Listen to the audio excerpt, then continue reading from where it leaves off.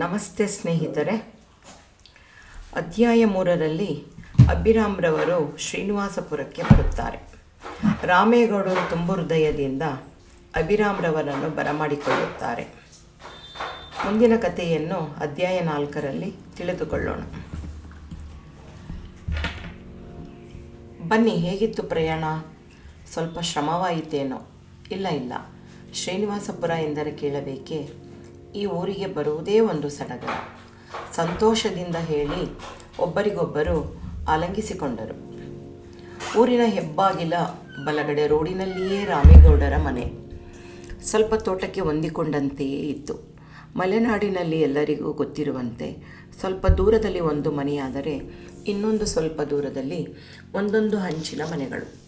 ಪುಟ್ಟ ಹಳ್ಳಿಯಾದರೂ ನೋಡಲು ಸ್ವಚ್ಛವಾದ ಸುಂದರವಾದ ಹಳ್ಳಿ. ರಾಮೇಗೌಡರು ಮನೆಗೆ ಬಂದ ಎಲ್ಲ ಅತಿಥಿಗಳಿಗೆ ಹಾಗೂ ಅಭಿರಾಮ್ ರವರಿಗೆ ಎಲ್ಲರಿಗೂ ತಂಪಾದ ಪಾನಕವನ್ನು ನೀಡಿ ಸತ್ಕರಿಸಿದರು. ಎಲ್ಲರನ್ನೂ ಹೊರಡಿಸಿಕೊಂಡು ದೇವಸ್ಥಾನದ ಬಳಿ ನಡೆಯುವ ಉತ್ಸವಕ್ಕೆ ಬಂದರು. ಎಲ್ಲೆಲ್ಲೂ ಹಸುರಿನ ತೋರಣ, ಬಾಳೆಕಂಬ, ಹೂವಿನ ಅಲಂಕಾರದಿಂದ ಕೂಡಿದ ಊರಿನ ಮನೆಗಳು ಹಾಗೂ ಬೀದಿಗಳು ಕಂಗೊಳಿಸುತ್ತಿದ್ದವು. ಎಷ್ಟೋ ವರ್ಷಗಳ ನಂತರ ಬಂದ ಅಭಿರಾಮ್ರವರಿಗೆ ಹೆಂಡತಿಯ ಜೊತೆ ತುಂಬ ವರ್ಷಗಳ ಹಿಂದೆ ರಾಮನ ಉತ್ಸವಕ್ಕೆ ಬಂದ ನೆನಪಾಯಿತು. ಕಣ್ಣಲ್ಲಿ ಸಣ್ಣದಾಗಿ ಕಣ್ಣೀರು ಜಿನುಗಿ ಹಾಗೆ ಒರೆಸಿಕೊಂಡರು. ಉತ್ಸವಕ್ಕೆ ಹೆಚ್ಚು ಜನರೇ ಸೇರಿದ್ದರು. ಉತ್ಸವ ಅಂದರೆ ರಥವನ್ನು ಎಳೆಯಲು ಯುವಕರು ಉತ್ಸುಕತೆಯಿಂದ ಕಾಯುತ್ತಿದ್ದರು.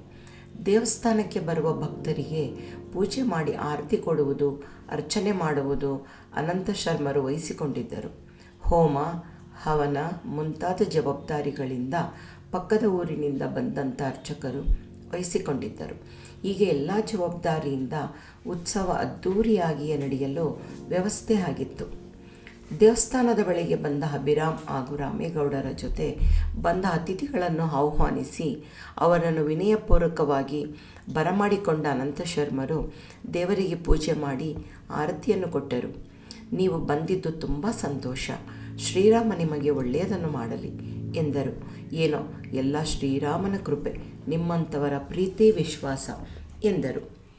ಶ್ಯಾಮಲ ಅಭಿನಂದನ್ ಬಂದಂತಹ ಭಕ್ತಾದಿಗಳಿಗೆ ಪ್ರಸಾದ ಹಂಚುತ್ತಿದ್ದಳು. ಶ್ಯಾಮಲ ಸಣ್ಣ ಸಣ್ಣ ಜರಿ ಇರುವ ನಕ್ಷತ್ರದಂತೆ ಹೊಳೆಯುವ ಸಣ್ಣ ಸಣ್ಣ ಬುಟ್ಟವಿರುವ ನವಿಲು ಬಣ್ಣದ ಸೀರೆಯನ್ನು ಹುಟ್ಟಿದ್ದಳು. ಆ ಸೀರೆಯಲ್ಲಿ ತುಂಬ ಮುದ್ದಾಗಿ ಕಾಣುತ್ತಿದ್ದು ಸಾಕ್ಷಾತ್ ಅಪ್ಸರಿಯೇ ಅನ್ನುವಷ್ಟು ಚೆಲುವು ಅವಳದಾಗಿತ್ತು. ಕೆಲವರು ನಾವು ತುಂಬ ಚೆಲುವೆಯರು ಎನ್ನುವ ಸ್ವತಃ ಅವರೇ ಜಂಬ ಅಹಂಕಾರವನ್ನು ಮೈಗೂಡಿಸಿಕೊಂಡಿರುತ್ತಾರೆ. ಆದರೆ ಶ್ಯಾಮಲಾಗೆ ಅವಳ ಚೆಲುವಿನ ಬಗ್ಗೆ ಅವಳೇನೂ ಜಂಬಪಟ್ಟುಕೊಂಡಿದ್ದಿಲ್ಲ ಹಾಗೂ ಅಪ್ಪ ಅಮ್ಮನ ಸಂಸ್ಕಾರವನ್ನು ಮೈಗೂಡಿಸಿಕೊಂಡಿದ್ದರಿಂದ ಯಾವ ಕೆಟ್ಟ ಗುಣಗಳು ಅವಳ ಹತ್ತಿರ ಸುಳಿಯಲು ಸಾಧ್ಯವಿರಲಿಲ್ಲ. ಊರಿನ ಜಾತ್ರೆಯ ಹುಡುಗರು ಶ್ಯಾಮಲೆಯನ್ನು ಕದ್ದು ನೋಡುತ್ತಿದ್ದರೂ ಯಾರೂ ಅವಳನ್ನು ಅಗೌರವದಿಂದ ನೋಡುತ್ತಿರಲಿಲ್ಲ. ಎಲ್ಲರಿಗೂ ಅನಂತ ಶರ್ಮರ ಮಗಳು ಎನ್ನುವುದು ತಿಳಿದಿತ್ತು. ರಾಮೇಗೌಡರ ಜೊತೆ ಬಂದ ಅಭಿರಾಮ್ರವರು ಪ್ರಸಾದ ಸ್ವೀಕರಿಸಿದರು. ಪ್ರಸಾದ ತಿಂದು ಕೈತೊಳೆಯಲು ಹೋದಾಗ ಶ್ಯಾಮಲ ನೀರನ್ನು ತಂದುಕೊಟ್ಟು ತೆಗೆದುಕೊಳ್ಳಿ ಅಂದಾಗ ಒಂದು ಕ್ಷಣ ಇಂಪಾದ ಧ್ವನಿಯಿಂದ ಮಾತನಾಡಿದವರು ಯಾರು ಎಂದು ತಲೆ ಎತ್ತಿ ನೋಡಿದಾಗ ಒಂದು ಕ್ಷಣ ಮೈಮರೆತು ಅವಳನ್ನು ನೋಡಿ, ಯಾರು ಮಗು? ನಿನ್ನ ಹೆಸರೇನು? ನಾನು ಈ ಹಳ್ಳಿಯಲ್ಲಿ ನಿನ್ನನ್ನು ನೋಡುತ್ತಿರುವುದು ಇದೇ ಮೊದಲು ಎನ್ನುತ್ತಿದ್ದಂತೆ ನಗುಮುಖದಿಂದ ನಮಸ್ಕರಿಸುತ್ತಾ ಪಾದವನ್ನು ಮುಟ್ಟಿ ಆಶೀರ್ವಾದ ಮಾಡಿ ಎಂದು ಹೇಳಿ ಅಲ್ಲಿಂದ ಹೋಗುತ್ತಾಳೆ. ಅಭಿರಾಮ್ರವರು ಮತ್ತೇನೋ ಕೇಳಬೇಕೆನ್ನುವಷ್ಟರಲ್ಲಿ ರಾಮೇಗೌಡರು ಬನ್ನಿ ಊಟಕ್ಕೆ ಎಂದು ಕರೆದೊಯ್ದರು. ಉತ್ಸವಕ್ಕೆ ಎಂದು ಬಂದಿದ್ದ ಭಕ್ತಾದಿಗಳ ಸಾಲಿನಲ್ಲಿ ಕುಳಿತು ಹೊಟ್ಟೆ ತುಂಬ ಊಟ ಮಾಡಿ, ಆಹಾ ದೇವರೇ, ಏನಪ್ಪ ನಿನ್ನ ಲೀಲೆ! ಪ್ರಸಾದ ಎಂಬ ಹೆಸರೇ ಆದರೂ ನೀನು ನೀಡಿದ ಪ್ರಸಾದದಲ್ಲಿ ಎಂಥ ರುಚಿ ಎಂದು ದೇವರನ್ನು ಮನಸ್ಸಿನಲ್ಲೇ ಪ್ರಾರ್ಥಿಸುತ್ತಾ ಕೈ ತೊಳೆಯುವಷ್ಟರಲ್ಲಿ ವಾಸು ಬಂದು, ಸರ್, ಚಿಕ್ಕ ಸಾಹೇಬರು ಬಂದಿದ್ದಾರೆ. ಇಲ್ಲೇ ದೇವಸ್ಥಾನದ ಬಳಿ ಹೋದರು. ಹೋಗಲಿ ಬಿಡು, ರಾಮನ ದರ್ಶನ ಮಾಡಿ ಬರಲಿ. ದೇವಸ್ಥಾನದ ಮರದ ಕೆಳಗೆ ಇರುವ ಜಗಲಿಯ ಮೇಲೆ ಕುಳಿತು ತಣ್ಣಗೆ ಬೀಸುತ್ತಿರುವ ಗಾಳಿಯನ್ನು ಆಸ್ವಾದಿಸುತ್ತಿದ್ದರು. ದೇವಸ್ಥಾನದ ಹತ್ತಿರ ಬಂದ ಸಾಗರ್ ಸುತ್ತಲೂ ನೋಡುತ್ತಿದ್ದಂತೆ, ವಾಸು, ನೀವು ಪೂಜೆ ಮಾಡಿಸಿ ಬರಬೇಕಂತೆ ದೊಡ್ಡ ಸಾಹೇಬರು ಹೇಳಿದರು. ಆಯಿತು, ಬಾ ಪೂಜೆ ಮಾಡಿಸೋಣ ಎಂದು ಹೇಳಿ ದೇವಸ್ಥಾನದ ಒಳಗೆ ಹೋಗುತ್ತಿದ್ದಂತೆ ಶ್ಯಾಮಲೆಯ ಇಂಪಾದ ಧ್ವನಿಯಿಂದ ದೇವರ ನಾಮ ಕೇಳಿ ಬರುತ್ತಿತ್ತು. ಪೂಜೆ ಮಾಡಿ ಸಾಗರ್ ಹೆಸರಿನಲ್ಲಿ ಅರ್ಚನೆ ಮಾಡಿ ಪ್ರಸಾದವನ್ನು ಕೈಗೆ ಇಟ್ಟರು. ದೇವರ ನಾಮ ಹೇಳಿ ಹೊರಗೆ ಬರುತ್ತಿದ್ದ ಶ್ಯಾಮಲ ಅಕಸ್ಮಾತ್ತಾಗಿ ಸಾಗರ್ಗೆ ಡಿಕ್ಕಿ ಹೊಡೆದು ಬೀಳುತ್ತಿದ್ದಂತೆ ಸಾಗರ್ ಅವಳು ಬೀಳದ ಹಾಗೆ ಹಿಡಿದುಕೊಳ್ಳುತ್ತಾನೆ. ಕ್ಷಮಿಸಿ, ನಾನು ನೋಡಲಿಲ್ಲ. ಇಟ್ಸ್ ಓಕೆ, ನೋ ಪ್ರಾಬ್ಲಮ್ ಎಂದು ಹೇಳಿದಳು. ಅವಳನ್ನು ನೇರವಾಗಿ ನೋಡುತ್ತಲೇ ಅವನು ಅವಳ ರೂಪಕ್ಕೆ ಬೆರಗಾಗಿ, ಏನು ನಾನು ಕನಸು ಕಾಣುತ್ತಿಲ್ಲ ತಾನೇ? ಇವಳೇನು ಸಪ್ತ ಸಾಗರಗಳಿಂದ ಬಂದ ಸಾಗರದ ಕನ್ಯೆಯೇ? ಆಹಾ, ಬ್ರಹ್ಮ ಯಾವ ವೇಳೆಯಲ್ಲಿ ಇವಳನ್ನು ಕೆತ್ತಿರಬಹುದು ಎಂದುಕೊಳ್ಳುತ್ತಿದ್ದಂತೆ ಶ್ಯಾಮಲ ಮಿಂಚಿ ಮಾಯವಾಗುತ್ತಾಳೆ. ಸಾಗರ್ ವಾಸ್ತವಕ್ಕೆ ಬಂದು ಹುಡುಕುವಷ್ಟರಲ್ಲಿ ಶ್ಯಾಮಲ ನಾಪತ್ತೆಯಾಗಿದ್ದಳು. ಇದೇ ಗುಂಗಿನಲ್ಲಿ ಇದ್ದಾಗಲೇ ಅಭಿರಾಮ್ರವರು, ಸಾಗರ್ ಹೊರಡೋಣವೇ, ತುಂಬ ಲೇಟಾಗಿದೆ, ತಲೆಯಾಡಿಸಿ ತಂಜೆಯ ಜೊತೆ ಹೊರಟ. ಅವನಿನ್ನು ಮಿಂಚುವ ಕಣ್ಣುಗಳಿಂದ ನೋಟದಿಂದ ಹೊರಬಂದಿರಲಿಲ್ಲ. ಅಧ್ಯಾಯ 5. ಅಭಿರಾಮ್ ಕೂಡ ಇದೇ ಗುಂಗಿನಲ್ಲಿದ್ದರು. ನಾನು ದೇವಸ್ಥಾನದಲ್ಲಿ ನೋಡಿದ ಆ ಚೆಲುವಿನ ಹುಡುಗಿ ಯಾರಿರಬಹುದು? ಛೇ, ಎಂಥ ಕೆಲಸ ಮಾಡಿದೆ, ಅಲ್ಲಿಯೇ ವಿಚಾರಿಸಬಹುದಿತ್ತು. ಹಾಗೆಯೇ ಬಂದೆನಲ್ಲ. ಅಪ್ಪ ಮಗ ಇಬ್ಬರ ವಿಷಯ ಒಂದೇ ಆಗಿದ್ದರೂ ಯೋಜನೆಯ ದಾಟಿಗಳು ಬೇರೆ ಬೇರೆ ಆಗಿದ್ದವು.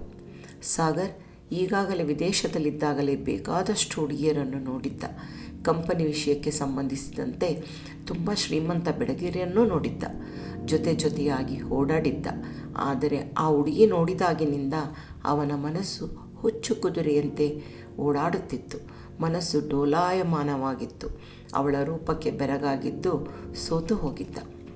ಅಭಿರಾಮ್ ವಾಕಿಂಗ್ ಮುಗಿಸಿ ಮನೆಗೆ ಬಂದಾಗ ಸಾಗರ್ ಗಾರ್ಡನಿನಲ್ಲಿ ಕುಳಿತು ಕಾಫಿ ಕುಡಿಯುತ್ತಾ ಕುಳಿತದ್ದನ್ನು ಕಂಡು ಸಾಗರ್ ಬಳಿಗೆ ಬಂದರು. ನಿದ್ದೆಯಿಂದ ಎದ್ದಿದ್ದರಿಂದ ಕೆಂಪಾಡಿದ ಕಣ್ಣುಗಳು ಏನೋ ಯೋಚಿಸುತ್ತಿರುವಂತೆ ಕಾಣುತ್ತಿದ್ದವು. ವಾಸು, ಯಜಮಾನರೇ, ಕಾಫಿ? ಒಗೆಯಾಡುತ್ತಿದ್ದ ಕಾಫಿ ತೆಗೆದುಕೊಂಡು ಅಲ್ಲಿಂದ ಹೋಗುವಂತೆ ಸನ್ನೆ ಮಾಡಿದರು. ಮಗನ ಬಳಿ ಮನಸ್ಸು ಬಿಚ್ಚಿ ಮಾತನಾಡುವಷ್ಟು ಸಲಿಗೆ ಇತ್ತು. ಇಬ್ಬರು ಅರ್ಧ ಗಂಟೆ ಕಂಪನಿಯ ಬಗ್ಗೆ ಮಾತನಾಡುತ್ತಿದ್ದಂತೆ ಶ್ರೀನಿವಾಸಪುರದ ರಾಮನ ಉತ್ಸವಕ್ಕೆ ಹೋಗಿ ಬಂದ ವಿಚಾರವೂ ಬಂತು. ಅಲ್ಲಿನ ಸಂಪ್ರದಾಯ, ಜನರು ಸತ್ಕರಿಸಿದ ರೀತಿ ಎಲ್ಲವನ್ನೂ ನೆನಪಿಸಿಕೊಳ್ಳುತ್ತಿದ್ದಂತೆ ಅಭಿರಾಮ್ರವರು ಮನಸ್ಸಿನಲ್ಲಿ ಆ ಚೆಲುವಿನ ಹುಡುಗಿ ನೆನಪಿಗೆ ಬಂದಳು. ಸಾಗರ್, ಮದುವೆ ಬಗ್ಗೆ ನಿನ್ನ ತೀರ್ಮಾನವೇನು? ಈ ಬಾರಿಯಾದರೂ ನನಗೆ ಒಳ್ಳೆಯ ಸೊಸೆ ಹಾಗೂ ಈ ಮನೆಯ ಜವಾಬ್ದಾರಿಯನ್ನು ನಿಭಾಯಿಸಿಕೊಂಡು ಹೋಗುವಂಥ ಹುಡುಗಿ ಬೇಕು ಕಣೋ. ಯಾರಾದರೂ ನಿನ್ನ ಮನಸ್ಸಿನಲ್ಲಿದ್ದರೆ ಹೇಳು. ಸಾಗರ್ ಇಲ್ಲವೆಂಬಂತೆ ತಲೆಯಾಡಿಸಿದರೂ ತಟ್ಟನೆ ಮನಸ್ಸಿನಲ್ಲಿ ಕಾಡುತ್ತಿದ್ದ ಹುಡುಗಿ ನೆನಪಾಗಿ ಒಂದು ಕ್ಷಣ ಮೈ ಮರೆತು ಕುಳಿತುಬಿಟ್ಟ. ಏನಾಗಿದೆ ಇವನಿಗೆ ಎಂಬ ಅನುಮಾನ ಮೂಡಿ, ಸಾಗರ್ ಏನಾಯಿತು? ಸಾಗರ್ ವಿವರವಾಗಿ ಶ್ರೀನಿವಾಸಪುರದಲ್ಲಿ ರಾಮನ ಉತ್ಸವದಲ್ಲಿ ನೋಡಿದ ಹುಡುಗಿಯ ಬಗ್ಗೆ ಅಭಿರಾಮ್ರವರಿಗೆ ತಿಳಿಸಿದನು. ಮದುವೆ ಆದರೆ ಅದೇ ಹುಡುಗಿಯನ್ನೇ ಆಗುವುದು ಎಂಬಂತೆ ಇತ್ತು ಅವನ ರೀತಿ ಹಾಗೂ ಮನಸ್ಸಿನ ದಾಟಿ. ಕೂಡಲೇ ಕಾರ್ಯರೂಪಕ್ಕೆ ಬಂದರು. ತಡ ಮಾಡುವಂತಿರಲಿಲ್ಲ. ಮಗ ಮದುವೆಗೆ ತಲೆಯಾಡಿಸಿದ್ದೇ ಹೆಚ್ಚು. ವಸುಂಧರೆಗೆ ಫೋನ್ ಮಾಡಿ ಕರೆಸಿಕೊಂಡು ತಕ್ಷಣವೇ ಶ್ರೀನಿವಾಸಪುರಕ್ಕೆ ಹೋಗಿ ಬಾ. ಸಾಗರ್ ನೋಡಿದ ಹುಡುಗಿ ಯಾರು ಎಂಬುದನ್ನು ತಿಳಿದುಕೋ. ಸಹಾಯಕ್ಕೆ ಬೇಕಾದರೆ ರಾಮೇಗೌಡರನ್ನು ವಿಚಾರಿಸು ಎಂದು ಹೇಳಿ ವಾಸು ಜೊತೆಯಲ್ಲಿ ವಸುಂಧರವರನ್ನು ಕಳುಹಿಸಿಕೊಟ್ಟರು. ವಸುಂಧರಾಗೆ ಶ್ರೀನಿವಾಸಪುರಕ್ಕೆ ಹಿಂದೆ ಯಾವಾಗಲೂ ಹೋಗಿದ್ದ ನೆನಪಾಯಿತು. ರಾಮೇಗೌಡರ ಕುಟುಂಬದವರು ಚಿರಪರಿಚಿತರಾಗಿದ್ದರು.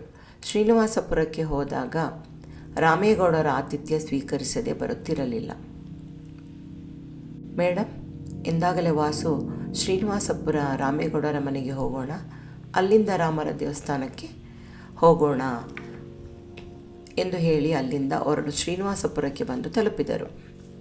ಮನೆಯ ಬಳಿ ಬರುತ್ತಿದ್ದಂತೆ ಅಲ್ಲಿಗೆ ಬಂದ ರಾಮೇಗೌಡರು, ತುಂಬ ಹಿಂದೆ ನೋಡಿದ್ದು ನೀವು ಎನ್ನುತ್ತಿರುವಾಗಲೇ ವಸುಂಧರ ತಮ್ಮ ಪರಿಚಯ ಮಾಡಿಕೊಂಡರು. ಓಹೋ, ಮರೆತಿದ್ದೆ, ಕ್ಷಮಿಸಿ. ಅಭಿರಾಮ್ರವರ ಸೋದರಿಯವರು. ಬನ್ನಿ ಬನ್ನಿ, ತುಂಬ ಸಂತೋಷವಾಯಿತು. ಹೇಗಿದ್ದೀರಿ? ಮನೆಯವರೆಲ್ಲ ಹೇಗಿದ್ದಾರೆ? ನೀವು ಉತ್ಸವಕ್ಕೆ ಬರಬಹುದಿತ್ತು. ಕ್ಷಮಿಸಿ, ಬೇರೆ ಯಾವುದೋ ಒತ್ತಡ, ಕೈ ತುಂಬ ಕೆಲಸ, ಹಾಗಾಗಿ ಬರೋಕ್ಕೆ ಆಗಲಿಲ್ಲ. ಮಗು ಮಂದಾರ ಪಾನಕ ತೆಗೆದುಕೊಂಡು ಬಾಮ್ಮ. ಬಂದೆ ಅಪ್ಪ. ಮಂದಾರ ತಂಪಾದ ಪಾನಕ ತಂದು ವಸುಂಧರೆಗೆ ಕೊಟ್ಟಳು. ನಗುತ್ತಲೇ ಬಾಮ್ಮ ಕುಳಿತುಕೋ. ಏನು ಓದುತ್ತಿದ್ದೀಯಾ? ರಾಮೇಗೌಡರು ಕಳೆದ ವರ್ಷ BA ಮುಗಿಸಿದ್ದಾಳೆ ಎಂದರು ಮಧ್ಯೆ ಮಾತನಾಡಿ. ಓಹೋ, ಪರವಾಗಿಲ್ಲ, ಲಕ್ಷಣವಾಗಿದ್ದಾಳೆ ನಿಮ್ಮ ಮಗಳು. ರಾಮೇಗೌಡರ ಮುಖದಲ್ಲಿ ಸಂತೋಷಕ್ಕೆ ಪಾರವೇ ಇಲ್ಲ. ತಮ್ಮ ಹೆಂಡತಿ ವನಜಾಕ್ಷಿಯನ್ನು ಕರೆದು ಪರಿಚಯಿಸಿದರು. ಹೇಳಿ, ಊಟ ಮಾಡಿ, ತುಂಬ ದೂರದಿಂದ ದಣಿದು ಬಂದಿದ್ದೀರಿ ಎಂದು ಹೇಳಿ ಕೈಕಾಲು ತೊಳೆಯಲು ನೀರು ಕೊಟ್ಟು ಮಣೆಗಳನ್ನು ಹಾಕಿ ಬಾಳೆ ಎಲೆ ಇಟ್ಟು ಊಟಕ್ಕೆ ಬಡಿಸಿದರು. ಅಪರೂಪಕ್ಕೆ ವಸುಂಧರ ಅವರಿಗೆ ಹಳ್ಳಿಯ ಊಟ ಎಂದ ಮೇಲೆ ಕೇಳಬೇಕೆ? ಭೋಜನ, ಮೃಷ್ಟಾನ್ನ ಭೋಜನ, ಅನ್ನ, ಪಲ್ಯ, ನುಗ್ಗೆಕಾಯಿ, ಹುಳಿ, ತಿಳಿಯಾದ ತುಪ್ಪ, ಹುಣಸೆ ತೊಕ್ಕು, ಉಪ್ಪಿನಕಾಯಿ, ಹಪ್ಪಳ, ಸಂಡಿಗೆ, ಜೊತೆಗೆ ಪಾಯಸ, ಒಟ್ಟಾರೆ ಸೊಗಸಾದ ಹಳ್ಳಿಯ ಸೊಗಡಿನ ಊಟ. ನಂತರ ಅವರ ತೋಟದಲ್ಲಿಯೇ ಬೆಳೆದ ವಿಳ್ಯದೆಲೆ ತಾಂಬೂಲ. ವಾಸು ಮತ್ತು ವಸುಂಧರ ಹೊಟ್ಟೆ ಬಿರಿಯುವಷ್ಟು ಊಟ ಮಾಡಿದರು. ರಾಮೇಗೌಡರಿಗೆ ಆಗಲೇ ತಲೆಯಲ್ಲಿ ಸಾವಿರಾರು ಯೋಚನೆಗಳು ಶುರುವಾಗಿದ್ದವು. ವಸುಂಧರೆಯವರು ಏತಕ್ಕಾಗಿ ಬಂದಿರಬಹುದು ಎಂಬುದನ್ನು ಅಭಿರಾಮ್ರವರು ಸುಳಿವು ನೀಡಿದ್ದರು. ಆದರೆ ಯಾವುದೋ ದೂರದ ಆಸೆ. ನನ್ನ ಮಗಳು ಮಂದಾರಳನ್ನೇ ಸಾಗರ್ ನೋಡಿರಬಹುದೇ? ನನ್ನ ಮಗಳು ಎನ್ನುವುದನ್ನು ಮರೆತಿದ್ದಾರೆಯೇ? ಹಾಗೇನಾದರೂ ಆಗಿದ್ದರೆ ನಾನು ಎಷ್ಟು ಅದೃಷ್ಟವಂತ. ದೊಡ್ಡ ಕಂಪನಿಯ ಅಭಿರಾಮ್ರವರು ನನ್ನ ಬೀಗರು. ಅವರ ಒಬ್ಬನೇ ಮಗನಾದ ಸಾಗರ್ ಆ ಕಂಪನಿಯ ಕೋಟ್ಯಾಧೀಶ. ಸಾಗರ್ ಹಳಿಯ ಅನ್ನುವುದನ್ನು ನೆನಪಿಸಿಕೊಂಡೇ ಖುಷಿಯಾದರು. ಸರಿ, ನಾವಿನ್ನು ಬರುತ್ತೇವೆ. ದೇವಸ್ಥಾನಕ್ಕೆ ಹೋಗಿ ದೇವರ ದರ್ಶನ ಮಾಡಿ ಹೊರಡುತ್ತೇವೆ ಎಂದರು ವಸುಂಧರ. ವಾಸು, ಕಾರು ತೆಗಿ, ಹೊರಡೋಣ. ಹೊಟ್ಟೆ ಭಾರವಾಗಿ ನಿದ್ದೆ ಮಂಪರಿನಲ್ಲಿದ್ದ ವಾಸು ತಕ್ಷಣ ಎದ್ದು ನಿಂತ. ಬನ್ನಿ, ಎಲ್ಲ ಒಟ್ಟಿಗೆ ಹೊರಡೋಣ ಎಂದು ಹೇಳಿ ಹೊರಟಾಗ ವಾಸು ಪಕ್ಕದಲ್ಲಿ ರಾಮೇಗೌಡರು, ವಸುಂಧರ ಹಿಂದೆ ಕುಳಿತರು. ಇವರನ್ನು ಹೊತ್ತ ಕಾರು ದೇವಸ್ಥಾನದತ್ತ ಹೊರಟಿತು.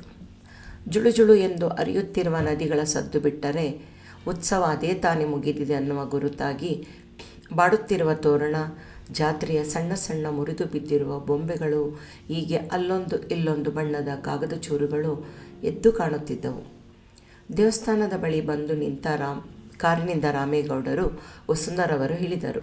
ಅದೇ ತಾನೇ ಶ್ಯಾಮಲಾ ತಂದೆಗೆ ಸಂಜೆಗೆ ಪೂಜೆಗೆ ರೆಡಿ ಮಾಡಿ ಮನೆಗೆ ಹೊರಟಳು. ಅವಳ ಬದಿಯಲ್ಲೇ ಕಾರು ದೇವಸ್ಥಾನದ ಕಡೆ ಹೊರಟಿದ್ದನ್ನು ನೋಡಿದ್ದಳು. ಯಾರೋ ಪಟ್ಟಣದಿಂದ ಪೂಜೆಗೆ ಬಂದಿರಬಹುದು ಎಂದುಕೊಂಡು ಮನೆಯ ಕಡೆ ಹೊರಟಳು. ಇವರನ್ನು ನೋಡಿದ ಅನಂತ ಶರ್ಮ ವಿನಮ್ರತೆಯಿಂದ ಬನ್ನಿ ಬನ್ನಿ ಎಂದು ಗುಡಿಯೊಳಗೆ ಕರೆದೊಯ್ದರು. ಪೂಜೆ ಸಾಮಾನಿನ ಬುಟ್ಟಿಯನ್ನು ವಸುಂಧರೆಯವರು ಅನಂತ ಶರ್ಮ ಕಡೆ ಕೊಟ್ಟರು. ರಾಮೇಗೌಡರು ಅಭಿರಾಮ್ರವರ ತಂಗಿ ವಸುಂಧರೆಯವರು ಎಂದು ಹೇಳಿ ಪರಿಚಯಿಸಿದರು. ಅವರಿಗೆ ನಮಸ್ಕರಿಸುತ್ತಾ ಬುಟ್ಟಿಯಲ್ಲಿರುವ ತೆಂಗಿನಕಾಯಿ ಹೊಡೆದು ಪೂಜೆ ಮಾಡಿ ಮಂಗಳಾರತಿಯನ್ನು ನೀಡಿದರು.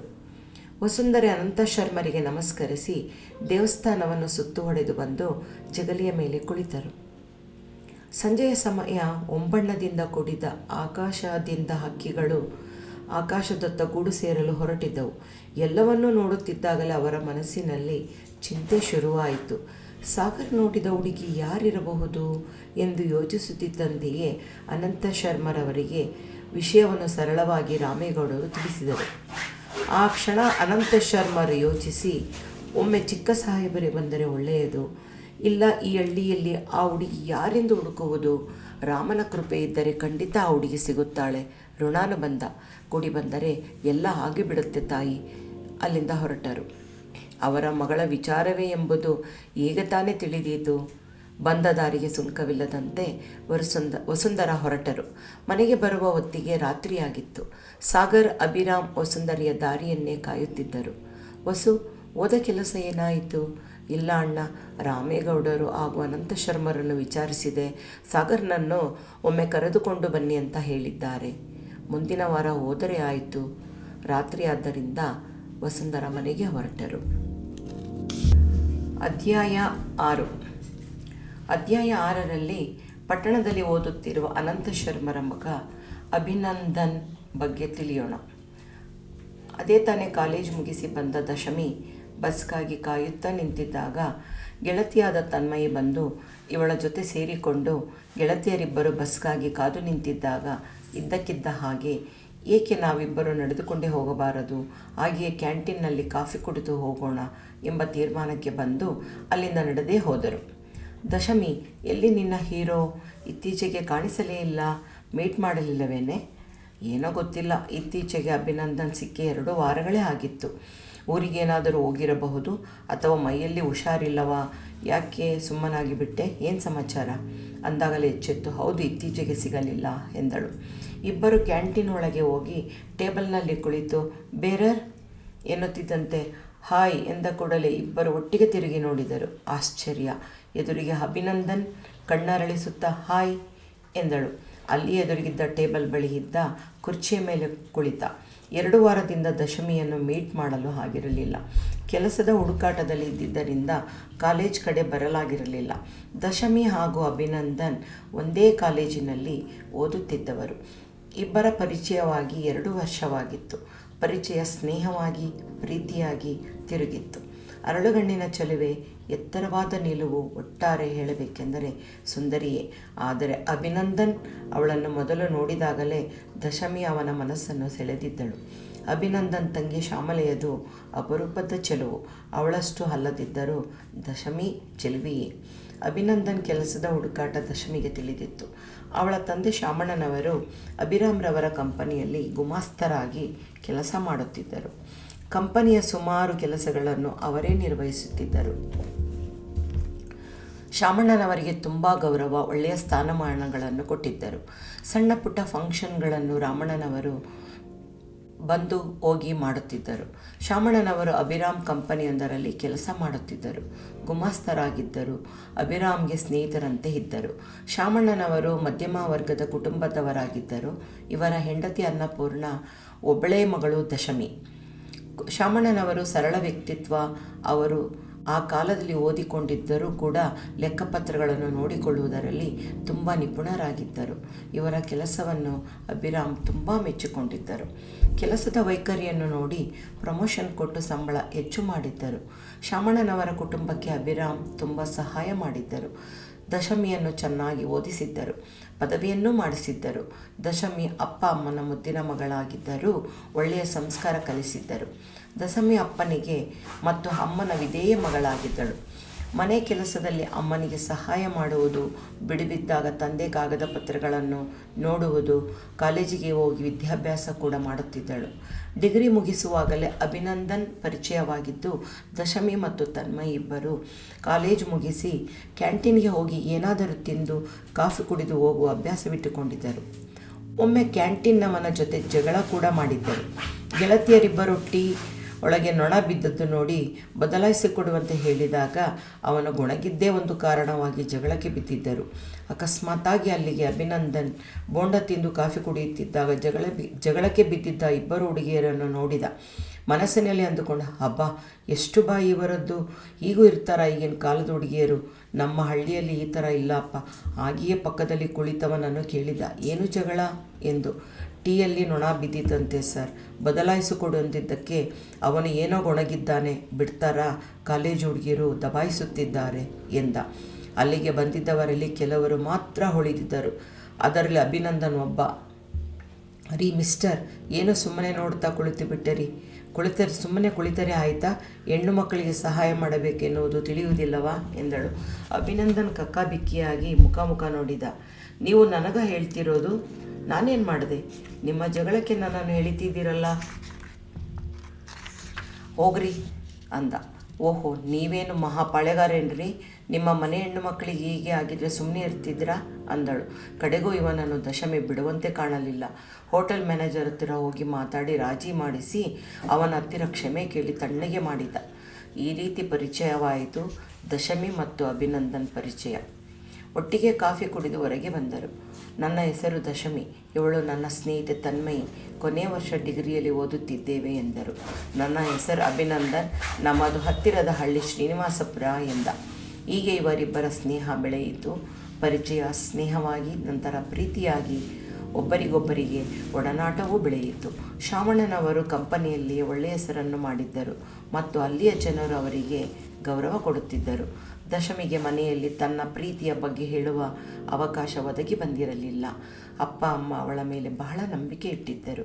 ಹಾಗಾಗಿ ಅವಳು ಹೇಳಲು ಹಿಂಜರಿಯುತ್ತಿದ್ದಳು. ಅಭಿನಂದನ್ ಜೊತೆ ಮಾತನಾಡಿ ಕಾಫಿ ಕುಡಿದು ಜೊತೆಗೆ ಬಿಸಿ ಬಿಸಿ ಪಕೋಡ ತಿಂದು ಕ್ಯಾಂಟೀನಿಂದ ಹೊರಬಂದರು. ಅಭಿ ರೂಮ್ ಕಡೆ ಹೊರಟ ದಶಮಿ ಮನೆ ಹತ್ತಿರವೇ ತನ್ಮಯಿ ಮನೆ ಇದ್ದುದರಿಂದ ಇಬ್ಬರು ಬೇಗ ಬೇಗ ಮನೆ ಸೇರಿದರು. ಇಲ್ಲಿಗೆ ಅಧ್ಯಾಯ 6 ಮುಕ್ತಾಯವಾಯಿತು.